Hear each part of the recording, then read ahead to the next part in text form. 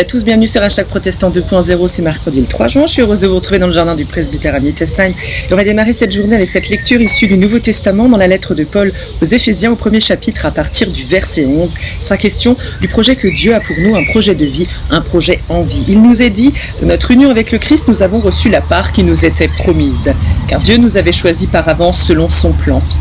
Et Dieu réalise toutes choses conformément à ce qu'il a décidé et voulu.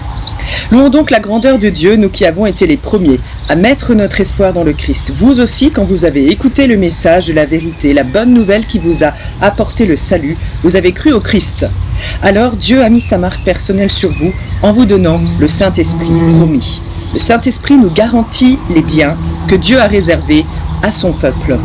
Il nous assure que nous les posséderons quand notre délivrance sera complète. Louons donc la grandeur de Dieu. Alors voici un projet de vie, et c'est Paul qui invite, comme d'ailleurs les Éphésiens le font, à chanter avec lui ce projet, à louer Dieu pour toute la création. C'est pas un projet qui est nouveau. Depuis la nuit des temps, Dieu, en tant que Père justement, désire que nous devenions vraiment tous ses enfants. Au centre de ce projet, il y a le Christ, Jésus, dont on parle Paul justement.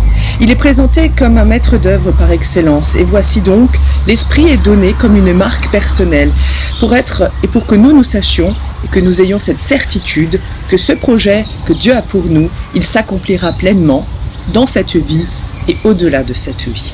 Avec cette assurance, dans tout l'espoir que le Seigneur met en nous, nous pouvons prier avec ces mots de la communauté de Thésée pour ce mercredi matin. Seigneur, viens faire de notre vie un temple de l'Esprit Saint. Nous te prions, Seigneur, de donner à chacun de nous les fruits de l'Esprit, l'amour, la paix, la joie, la patience, la bienveillance, la fidélité. Que l'Esprit Saint parle par la bouche de tous tes serviteurs qui proclament ta parole. Envoie ton esprit de consolation à tous ceux qui sont dans la détresse. Envoie ton esprit consolateur à tous ceux qui sont victimes d'injustice. Préserve de la haine et de la guerre tous les peuples.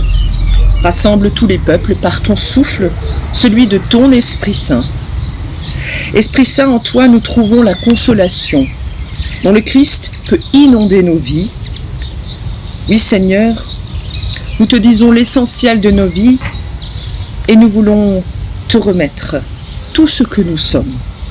Bénis-nous Seigneur, toi le Christ, toi qui nous arraches à une solitude par le mystère de communion dans ton corps et à travers toute ton Église. Amen. En vous souhaitant une belle journée dans la grâce et dans la paix de notre Seigneur, rendez-vous demain matin pour la prière du petit-déj et n'oubliez pas, rendez-vous dimanche à 11h pour la vidéo proposée par un collègue de notre union d'église. À demain.